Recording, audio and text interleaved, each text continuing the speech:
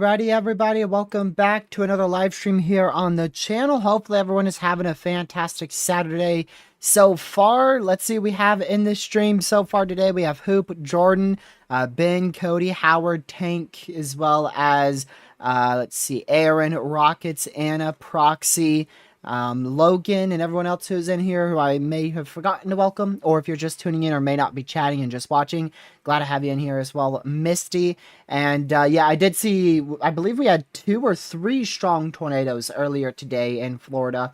I did a community post when the first one touched down, and then about 15, no, I think it was 45 minutes actually. 45 minutes after that community post, it went PDS warned.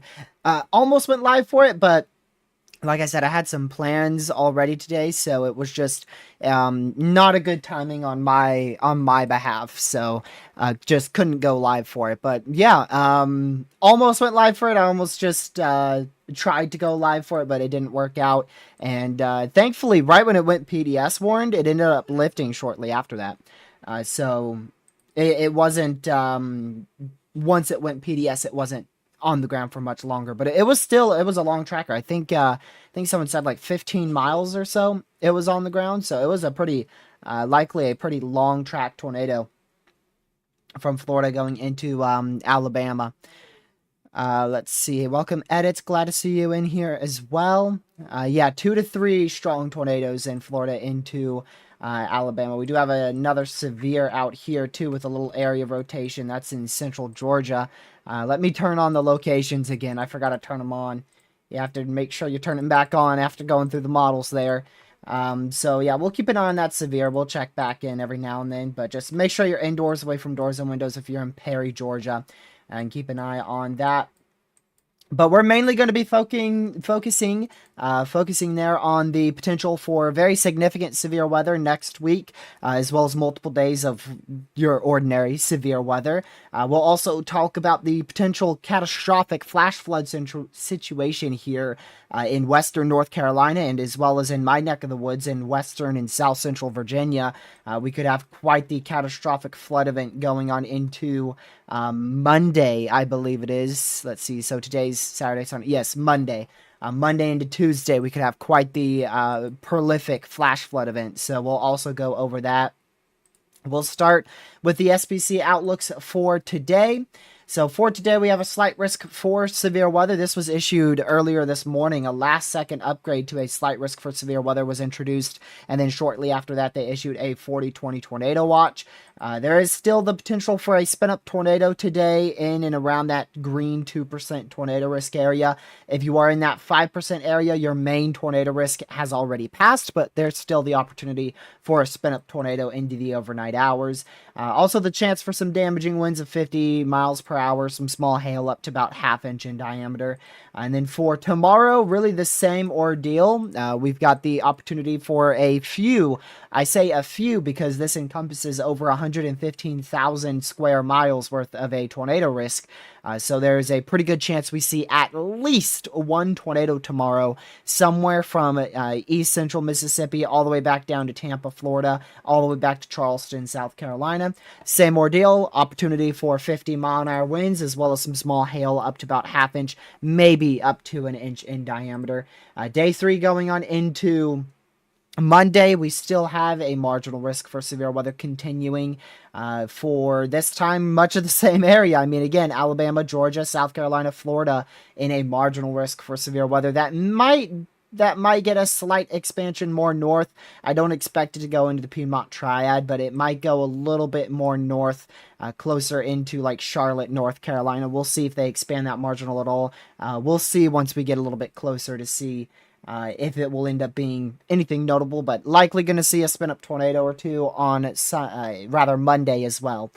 Then going on into Tuesday, there is no outline from the Storm Prediction Center for Tuesday's risk of severe weather.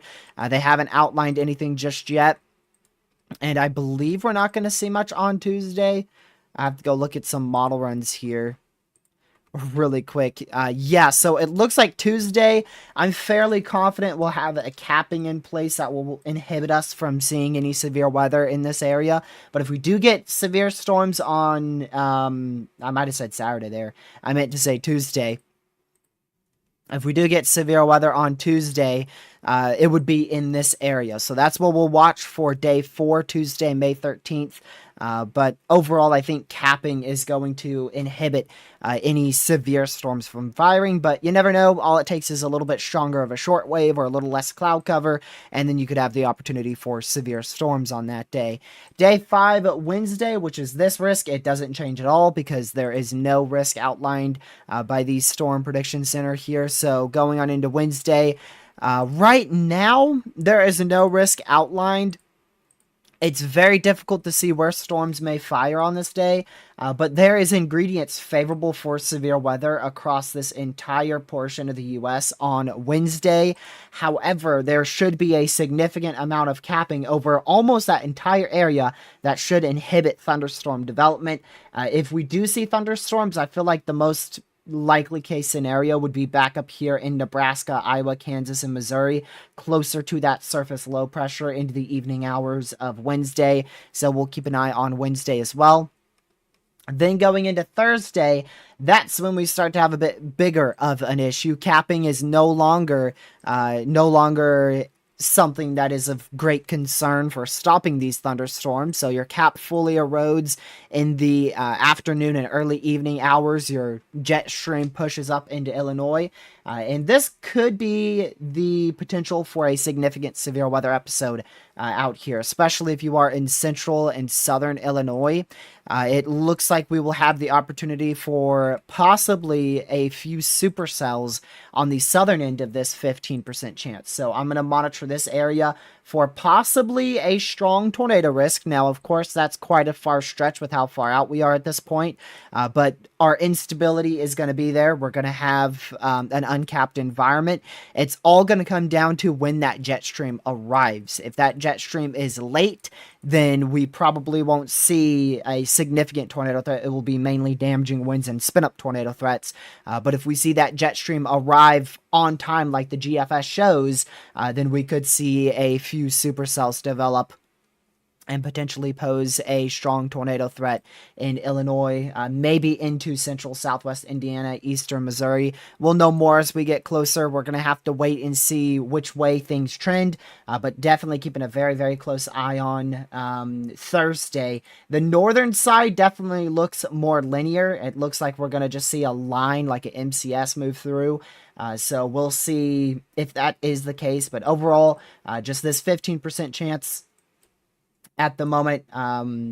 Basically means that we're going to have the opportunity for damaging winds, large hail, and spin up tornadoes. We'll see about that strong tornado threat. I do want to go quickly, briefly read the SPC outlook.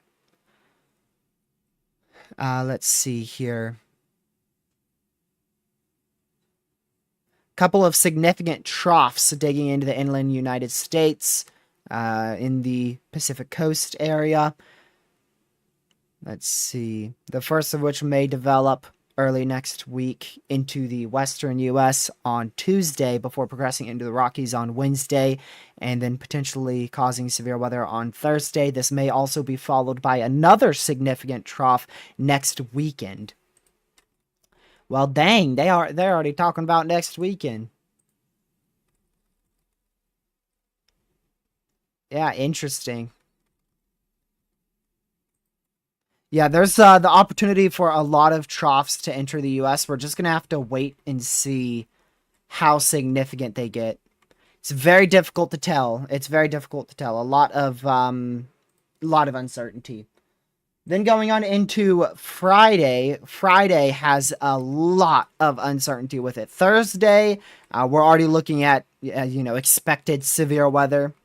But Friday looks extremely uncertain. It's all gonna depend on how the trough evolves. Right now, I'm thinking we could have the risk for severe storms, probably back in this area on Friday next week. A week from yesterday. Then going on into Saturday, well, guess what? That's when we're going to stop. I don't want to point out any areas beyond Saturday because that's getting beyond 7 days out. And once you go beyond 7 days out, your the rate of confidence starts to go down significantly, and the overall room for error increases drastically. So I'm not going to go really in depth beyond 7 days out. Let's dive on into some model runs, though. So those were your SPC outlooks. The main highlighter is definitely Thursday there, with that 15% encompassing literally the entire state of Illinois. All right, let's switch on over to model runs here. So this is going to be your GFS 12Z. Zoom out just a little bit, maybe a little more.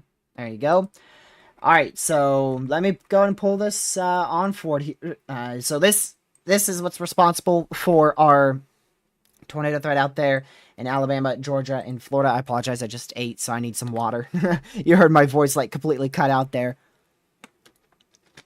Excuse that.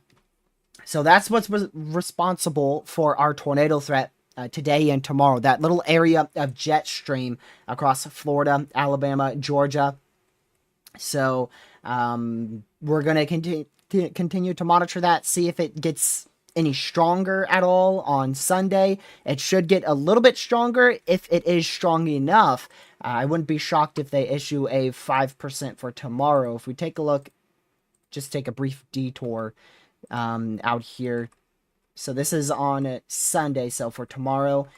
Yeah, I wouldn't be shocked if we get a 5% maybe somewhere out in Alabama or Georgia. For today, though, today was a much easier forecast. You have your low pressure right up in here, like right up in here. So you have your trailing cold front right behind that. And with the moisture from the Gulf, it just fed up a little area of confluence bands here. And thus you got training thunderstorms and a few tornadoes out of that. So much easier forecast today than what tomorrow will probably be. But wouldn't be shocked if tomorrow goes 5% somewhere over Alabama, Georgia, right where that greatest jet stream is located. Maybe a little east of that. And then going on into Monday, that jet stream falls apart very, very significantly. However, it becomes a lot more negatively tilted, and it becomes a lot more widespread. You also get a lot more defluence aloft, so you get a lot larger void over the atmosphere, and thus you get a lot more precipitation. Now, this could end up being a potentially catastrophic flood event for areas that were impacted by Hurricane Helene last year. Western North Carolina, northwestern South Carolina, southwestern Virginia. The Weather Prediction Center has been talking about upgrading you guys to a moderate risk level 3 out of 4 for rainfall. There is the potential for catastrophic flooding, upwards of 6 inches of rainfall, especially in western NC for Monday. Then going on into Tuesday, it will begin to move out of here very slowly. It is still going to be over the mountains and still producing heavy rainfall, but maybe not as heavy of rainfall rates as what we will see on Monday. Pulling that out to Wednesday, we're going to switch back over to our 500 millibar wind speeds map. And you can see this is our first significant trough entering the western portions of the U.S. It's what I call the Four Corners area. This area is the Four Corners region. Actually, this area, my bad. This area is the Four Corners area. So it pushes on into the Four Corners area on Wednesday. And you can see this very large area of defluence aloft. A huge area of defluence aloft, specifically kind of like two different jet streaks of defluence aloft, one located over Oklahoma, Texas, one located over the high plains in South Dakota and Nebraska on Wednesday.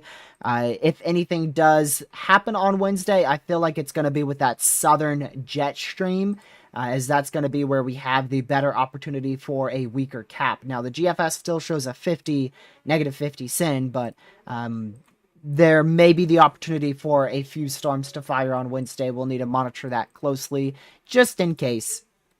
Then on Thursday, that's when your jet stream really intensifies. And this is where guidance becomes a little bit blurry here.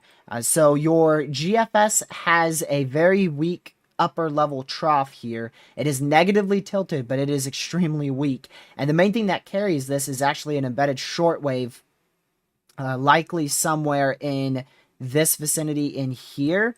That's likely where your main shortwave is, somewhere out in that portion of your trough. Whereas if we go to the Euro has it being slower, so it's actually this whole trough instead of it being weak like what the GFS has. The Euro just has a large, strong, negatively tilted trough across the central and into the western Midwest US here for Thursday. If this scenario did happen, we would see a better opportunity for a widespread severe weather event. However, if the GFS plays out, that discrete supercells that I was talking about earlier, that would play out more with the GFS scenario where it has that very isolated area of a enhanced jet stream. So we'll see which way it trends.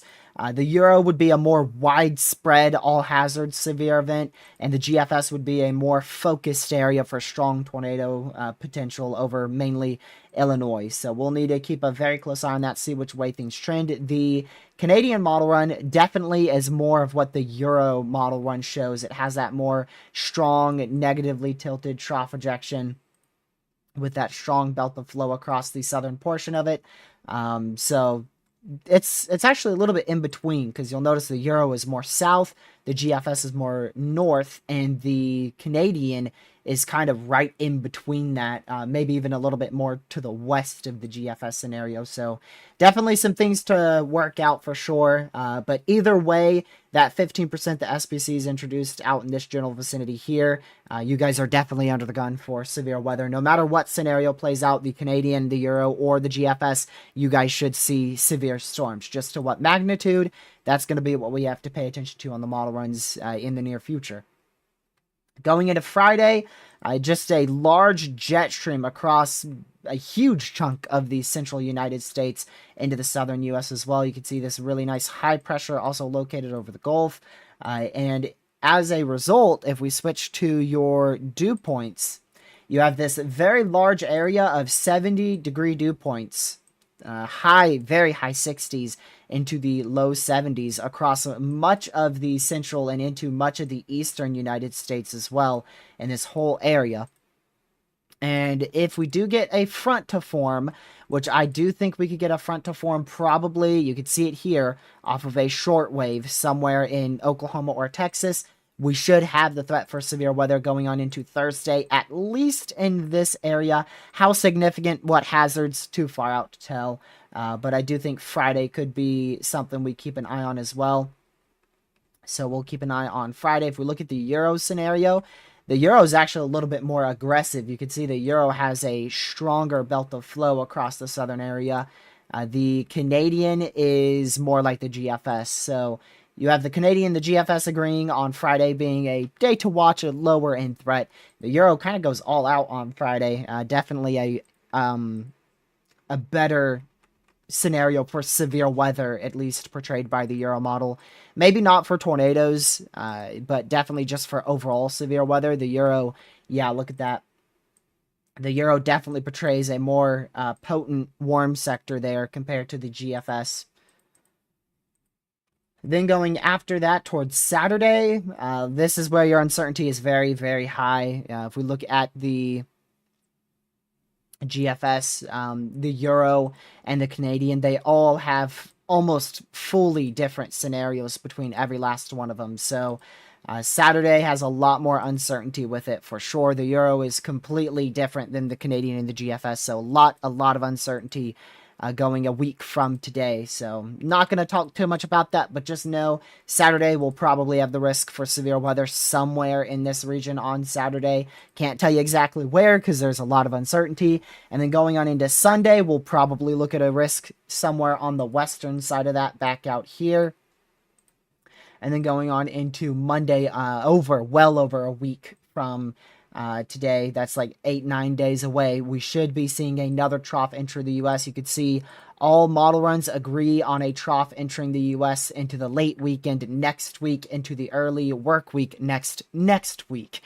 So we'll keep an eye on that as well, but that's way too far out to tell how notable it may be. So we're just going to take this one day at a time. There's a lot of severe weather on the table for the U.S., a lot of things we need to keep an eye on, starting with our lower end risk tomorrow, then our low end risk on Monday. Monday shouldn't really be a severe weather story. I don't see us seeing much of a very notable threat for severe weather on Monday. You know, we might see that very large 2% tornado risk, but I don't think we will see a strong tornado threat or anything like we had today. We could see a spin up tornado on Monday, but the biggest story from Monday is going to be that flash flood threat across the eastern Appalachians.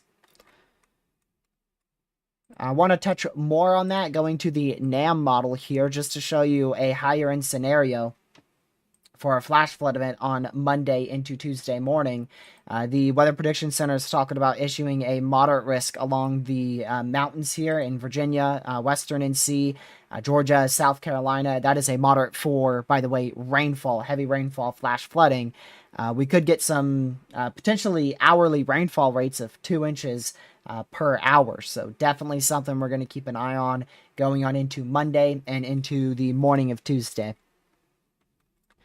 That is a little bit more of your higher, in my opinion, a little bit more of your higher end scenario there. But you could see there's some spots here, especially on the newest NAM. There's definitely some spots that could receive over 4 inches of rainfall Monday into Tuesday morning. Hello, Matthew. Glad to see you in here. Let's see. On May 18th, I'm not too I'm not too worried about looking at May 18th right now.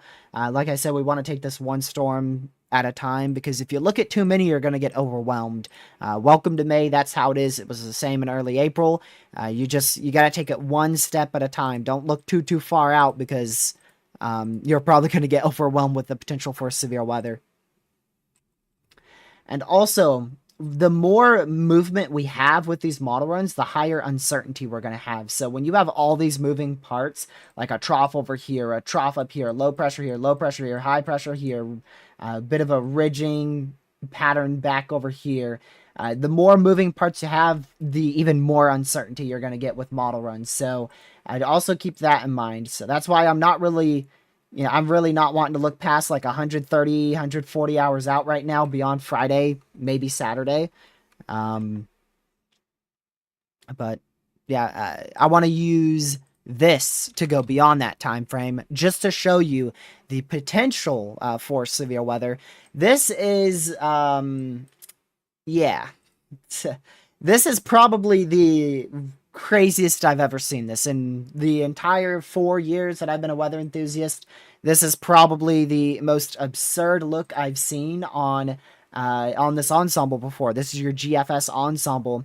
Now, The biggest thing this doesn't show you is other ingredients as well. Like, for instance, capping. I think a lot of this risk here, a lot of these risks are going to end up being capped. We talked about this in our tornado season forecast in late February for this year. And I talked about the drier Four Corners area, the drier Rockies, Southern Rockies, and how that could lead to a stronger EML going into late April and May. And that's what I believe we're going to see here on May.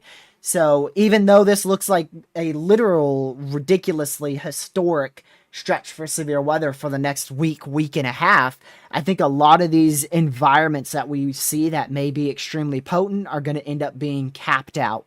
So we want to keep a very close eye on our model runs and just see which way things trend. That capping is going to be a big story that you hear from the SPC and from every weather enthusiast over the next week or two. It's going to play a big role in our threat for severe weather over these few weeks. That solid black line, that is your control member group, and you can see it has a very notable spike on the 15th, a very notable spike on the 17th, a huge spike on the 18th, 19th, 20th, and then we kind of go down a little bit of a break, and then right back up towards the 22nd. So I want to check model runs there. So let's see, it's the 10th. I want to see how many of these spikes match up with the GFS. So the 15th, this spike here, this is Thursday, so that matches up. This day, we already have a slight risk for severe weather outlined by the SPC. That second big spike is on the 17th. And that's more of your subtle forcing with a shortwave potentially over the central US. That's with this spike here. And then the 18th, I believe, is that huge trough. Yeah. The 18th is that huge trough. Make no mistake. Make no mistake. If this happens, we will be seeing multiple days of very significant severe weather. Make no mistake with that. This is a pattern that resembles actually plenty of Mays in the past. Off the top of my head, one of them is 2019, another one 2016, where we've seen very active Mays like this before with just a huge mega trough is what the SPC and other people call them as well. A huge mega trough across the western US and then a high pressure ridge in the Gulf. What that allows for is that allows for your high pressure. Your high pressure feeds moisture like this, and with a trough up here, you know, trough has a bunch of lows, right? That's all low pressures. That is what troughing is, and low pressures obviously are going to move the way that this arrow is pointing. So you have low pressures that are pulling moisture up like this, and high pressures that are pulling moisture up like this, and overall you just get multiple days of a very favorable environment. I mean, yep, that's about what I expected. That's about what I expected looking at the GFS. So, and I expect the rest of this run to look like that too. Just, this is a very active look for severe weather. Like I said, that high pressure over the Gulf and then a big troughing, mega trough over the Four Corners. Classic look for multiple days of significant severe weather in the US. And that's why your ensembles are lighting up like crazy. Now, the Euro is a different scenario. The Euro doesn't have like multiple days of significant severe weather. Instead of that, it just has one big wave of significant severe weather, one main trough pushing through the US. So, nothing to worry about right now. Don't get too concerned about it. Don't get too worked up over it. Just know that after this storm, there is definitely going to be another one. That is why we're obviously looking at these model runs here just to alert you for the potential of this severe weather threat here. But look at that uncertainty. There's the 12Z. The 12Z, dude, the 12Z is crazy too. Jeez, yeah, just an insane model run. One thing I want to check right now is the ensembles. Okay, yeah, see, now that just significantly increased my confidence for the potential of a significant severe weather episode.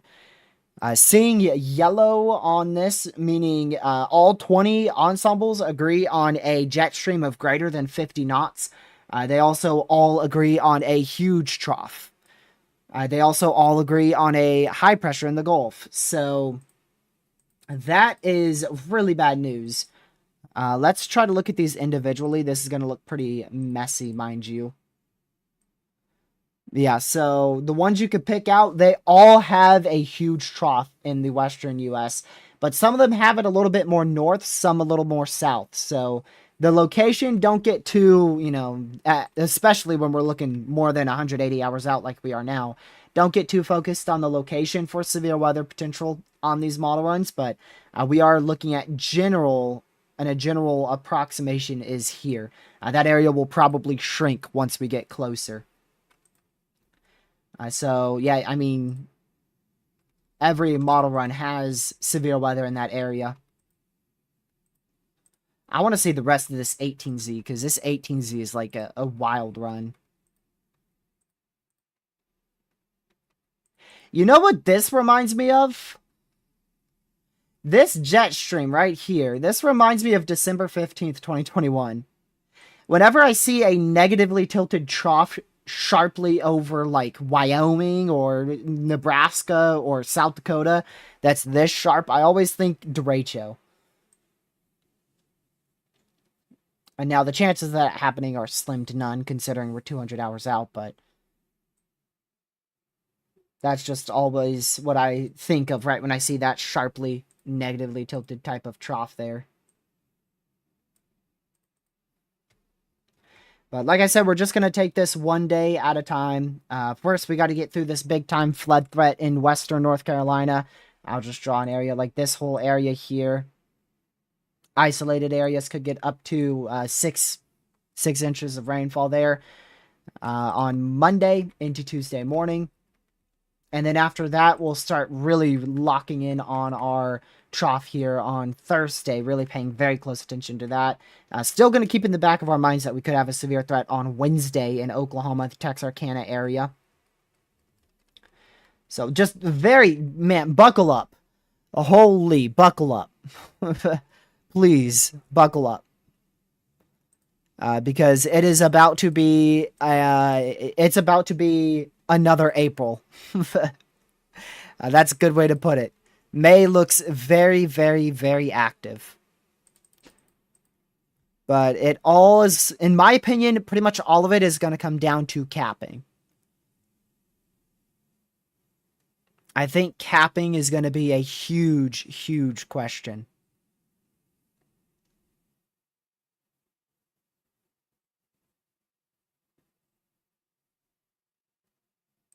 So, and I mean the 18Z, that might just be like a generational type run right there.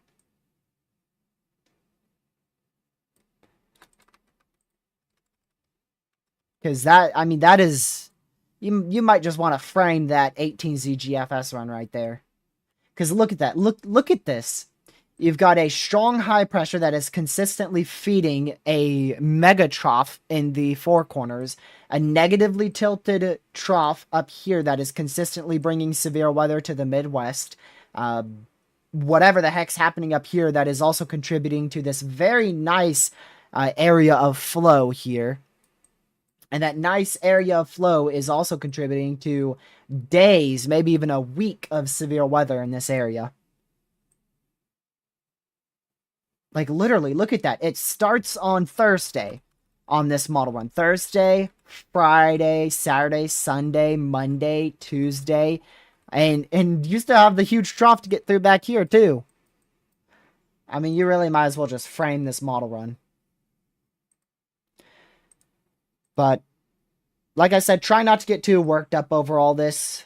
I know it's difficult, especially if you have storm anxiety. The main thing that you need to know is just pay attention to the SPC. You know, we'll just take it one day at a time, carefully track every threat, and try to keep you weather aware, whilst also keeping an eye on these longer range model runs as well. We're just going to take it one day at a time. That's what you have to do on these longer stretches of severe weather potential.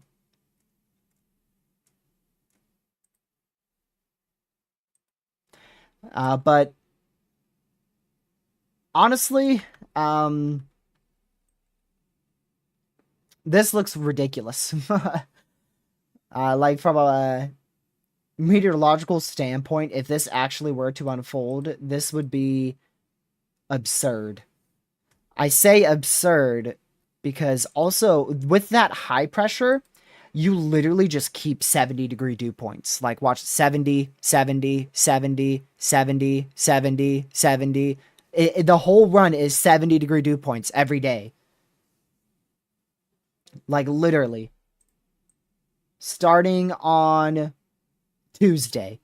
The whole run is just full of absurd moisture because you have that high pressure. So if we get a larger view here, aw man, we can't with this.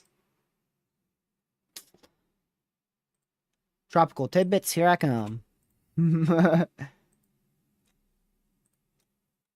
let's go to here.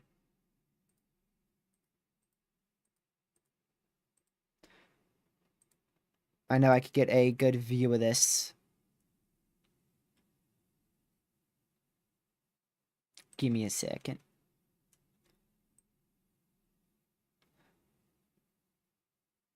Okay, there you go. This will give you a pretty good look at what I'm trying to show here. This, as well as back to College of Dew page really quick. This, North America.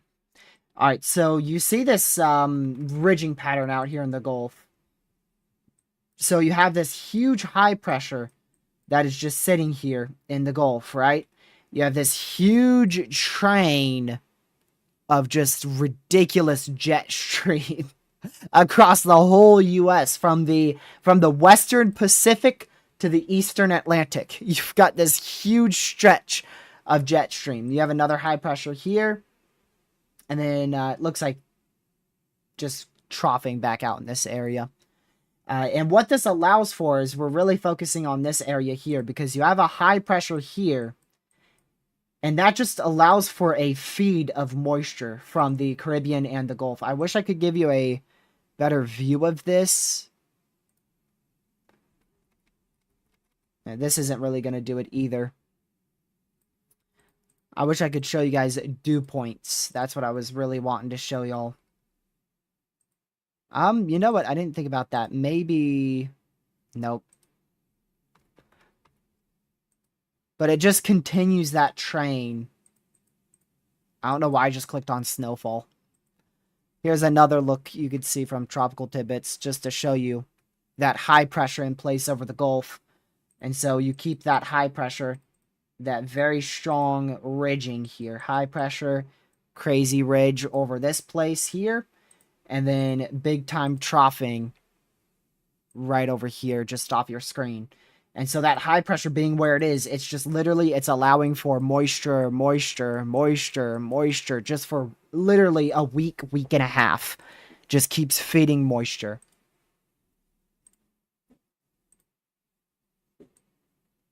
And look at that. There's the final blow on the 18C GFS right there. A very potent negatively tilted trough. There you go. That's how most of these long periods end. It's severe weather, severe weather, severe weather, and then one final blow of a huge, significant, severe threat. And if this actually were to occur, you could see all the defluence aloft here and the intense jet stream and a very rapid lower level response all at the same time. And let me guess, 70-degree dew points. Yep, a dry line with 70 to 75-degree dew points. And into the mid to upper 80 temperatures. Man.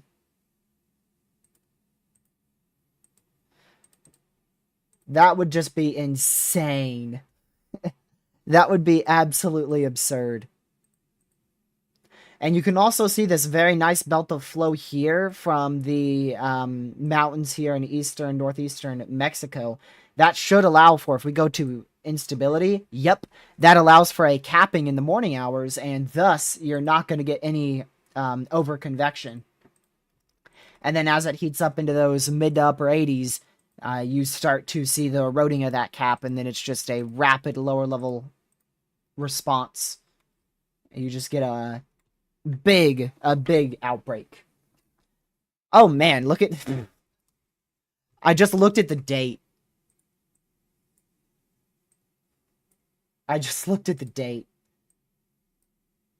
Look at that. Well, let's hope this ain't gonna happen.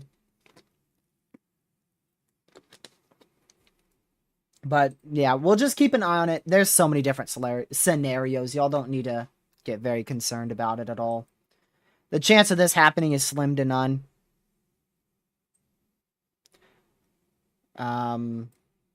But I mean, here's a different scenario. This is the euro, and look at the euro. See the euro model? This is a positively tilted trough. Now, a good way to put this is positively tilted troughs, they have subtle forcing, and sometimes that forcing is too subtle. For instance, the moderate risk we had in, was it late April, like about 2 weeks ago? It was either the first few days of May or the last few days of April. We had a moderate for a positively tilted trough across Minnesota and Iowa. And might have been like April 29th or so. And it was such subtle forcing that barely anything happened on that day. So subtle forcing can go one or the other way. If it's such subtle forcing, sometimes no storms even fire in the warm sector. And then other times you get full-fledged outbreaks from subtle forcing. So we'll see. But there's so many different scenarios to this. So many different scenarios. You have the Canadian with a huge mid-latitude megatroph. You have the euro with a lower latitude and mid-latitude positively tilted trough. And then you have the GFS with a sharply negatively tilted trough. So you have three vastly different scenarios. And that's why we don't take anything beyond like 180 hours out. We really don't take any of that with any type of weight. Once you go beyond 180 hours out, you start to get very inaccurate. And that's when these things come in handy. Ensembles. And if we look at ensembles here. Well, that's just one, okay? That's just one. That's just one ensemble, but that's kind of crazy. You are definitely uptrending. Jeez.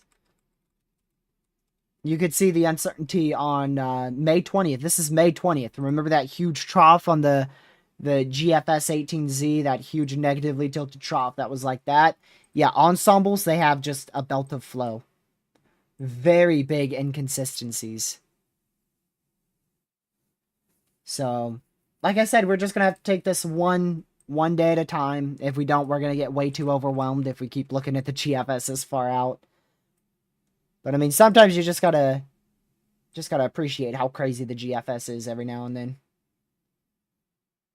As long as these type of runs stay 240s in the 240 hours out in the future, we're good.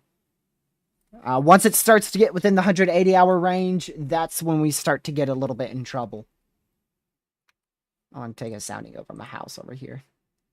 Okay, this is southeast of my house. See this environment. Whenever I see red supercell composite on the GFS over North Carolina, I have to get a sounding.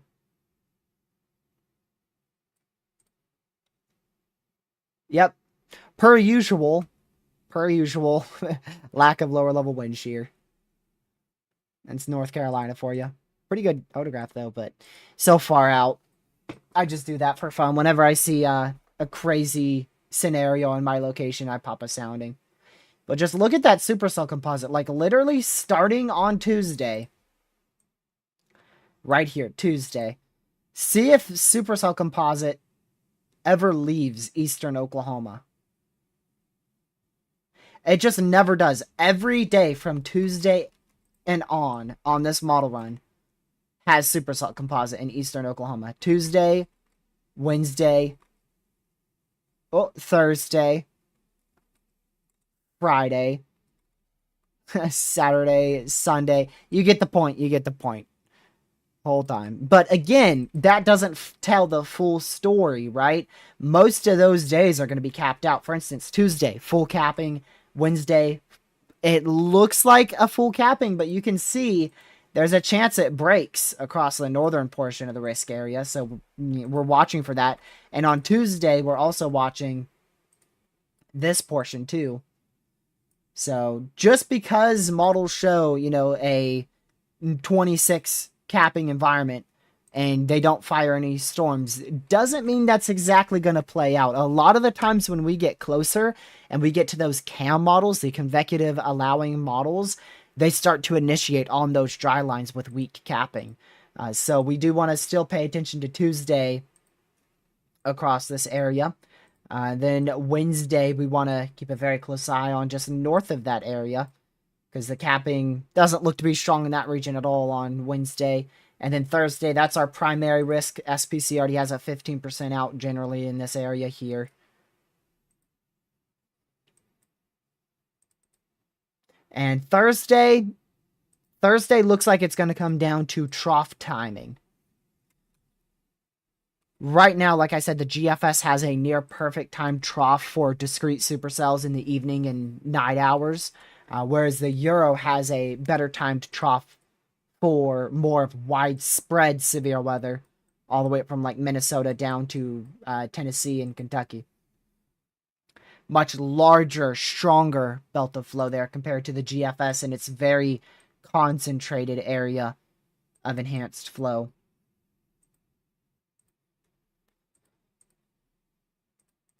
So we'll keep an eye on it. Like I said, we're going to take it one day at a time. The first main day is going to be on Thursday, but I do think Wednesday could uptrend as we get closer. That capping could easily start to disappear on model runs. But yeah, if you guys haven't already, make sure you hit that like button on today's stream. Subscribe to the channel if you are new. With the notification bell set to all. I will not be live tomorrow. It's Mother's Day. I'm going to spend the entire day with my family. So we will not have any content tomorrow. And then we will start back up streams on most likely Monday. I know it's annoying, but get ready to see me probably every day next week. Probably Monday, Tuesday, Wednesday, Thursday, Friday, Saturday. Sunday. I mean, we're in for it, man. We're in for what we saw last year. Just days of slight risk plus events. Hopefully, I'll get one more break in, but you're gonna be very annoyed having to see me so often. If there is a day off next week, it would probably be like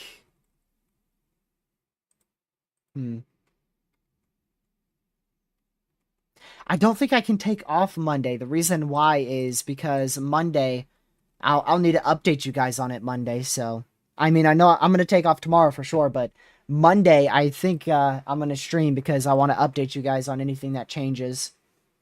And then Tuesday, that's the first day where we could start seeing some storms. And then, of course, from there on out, really, we're going to... Yeah. It looks like tomorrow's going to be my last non-live stream day for a couple of days. Now, that is assuming on Monday that I don't lose power, okay? If I get light rain, I lose power. And we're talking about the potential for 4 inches of rain here in Martinsville. If that happens, man, it ain't going to be good. So, just keep that in mind. There is the opportunity that I don't have power on Monday due to 4 inches of rain, and I lose power with light rain. So, we do want to keep an eye on that. I'll keep you updated on the community post if I lose power, but yeah, up to probably being more realistic. I was over-exaggerating before. Probably up to like 4 inches of rain. I'm in the slight risk, and if there is a moderate risk, I'm probably going to be introduced to it. Because they were talking about issuing a moderate 3 out of 4 from Virginia back down to Georgia, South Carolina. See if I can... Oh, it's Radar Omegas. Oh, there you go. Well, look at that. Right right away. Most notably, portions of western North Carolina and far southern Virginia are very close to needing a moderate risk upgrade, increasing rainfall, likely training, influx of Gulf and Atlantic moisture. So there you go. Literally wasn't hard to find at all. It's right there. Yeah, but 3 inches of rain in 10 hours, Misty. That's not good. I know for some of you guys that doesn't sound like anything, especially if you live in Florida. Ben, the other day, like, what? Probably, it might have been like a week ago at this point. I don't know. It's already freaking May 10th. The year's flying by. I lost power literally due to light rain for a couple of minutes. And then, what was yesterday? Day before yesterday. So, Thursday. Yeah. Thursday, my house lost power. It took a direct hit from a supercell. I was out in Charlotte, North Carolina. My house got hit by a supercell. So we lost power up here. And then that went on to probably almost tried to produce a tornado near Eden, North Carolina. So, and then about 2 weeks ago, I lost power for like a full day due to like 20-mile-an-hour winds not associated with thunderstorms. I've lost power probably more in the first 4 months of this year than I did throughout the entire year of 2024. And that says something, considering the National Weather Service in Blacksburg, Virginia has only issued 2 tornado warnings this entire year, and I've been in one of them. I was inside of one of the 2 tornado warnings they've issued this year. My house was barely on the southeast side of the tornado warning. It barely hit Martinsville city limits.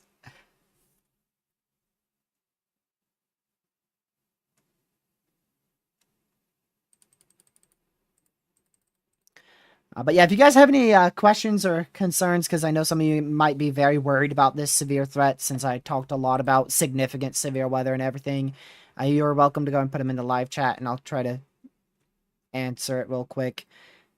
But just know everything we looked at is model runs. Pretty much everything you guys saw over the last 30, 40 minutes is just model runs. So it's going to change, but this is, I mean, literally, I think this might be the craziest thing I've seen out of this site before. But again, it doesn't tell you the full story. Capping should inhibit some of these severe threats. I completely agree, Ethan. However, I think it's a little too far out to say for certain, but I completely agree. The 15th looks to have a displaced trough. It looks like the strongest amount of mid-level wind speeds are displaced from the actual low pressure. Especially from the upper level low, if I'm not mistaken, right? Yeah, you're going to have a surface low way in Iowa, and your upper level low is going to be in North Dakota. So, yeah, typically you want those in very close proximity. I think it's like 50 miles within each other. I'm not for certain, but I think it's like 50 miles between the upper level low and the surface low.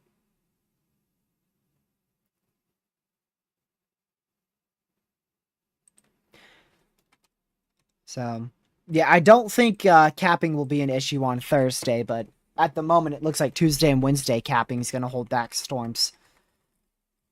But I wouldn't be surprised if either Tuesday or Wednesday we end up with a chance for all severe weather hazards. As we get closer, like I said, those CAM models, typically they start to initiate on areas of weaker capping. Texas, if you're in northern Texas, that's going to be the best spot for severe weather. So if you're like around Dallas, this whole portion of Texas, that's where your best opportunity for severe weather will be out of this stretch. At least that's what it looks like for the moment.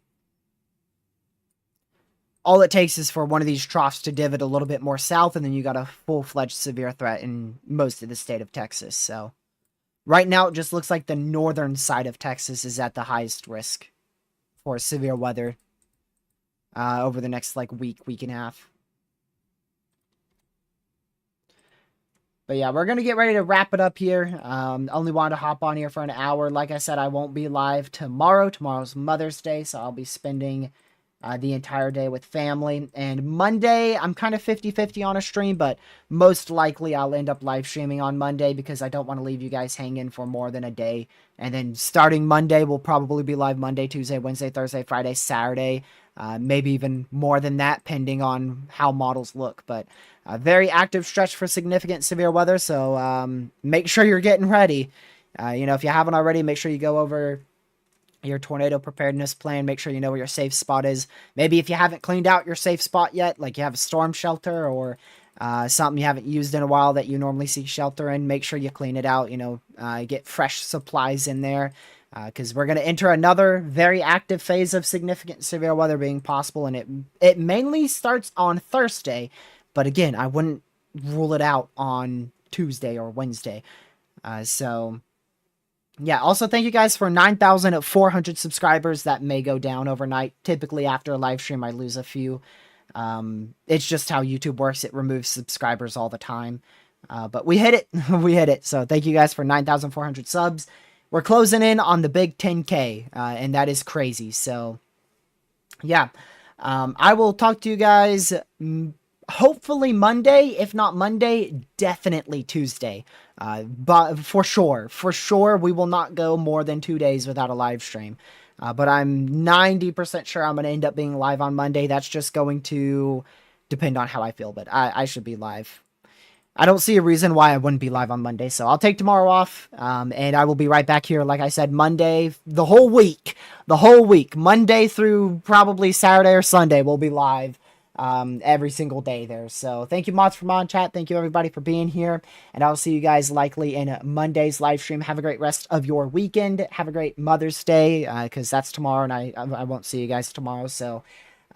yeah, have a great weekend, and I will see you guys in Monday's live stream. Stay safe, stay hyper weather aware, and again, have a great rest of your day. Have a great rest of your Saturday night, and I'll catch you guys in the next one. Goodbye.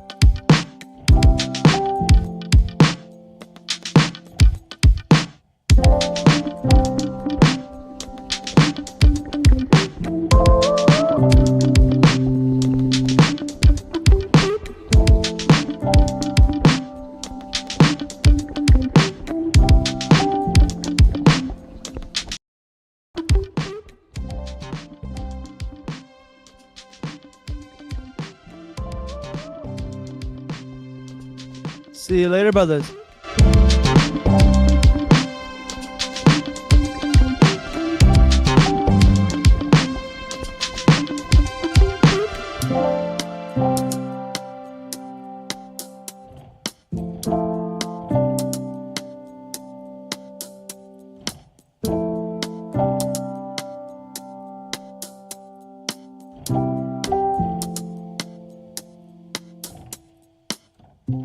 Stay safe, and I'll see you guys in Monday's live stream. Happy early Mother's Day, and I'll see you guys in the next one. Good.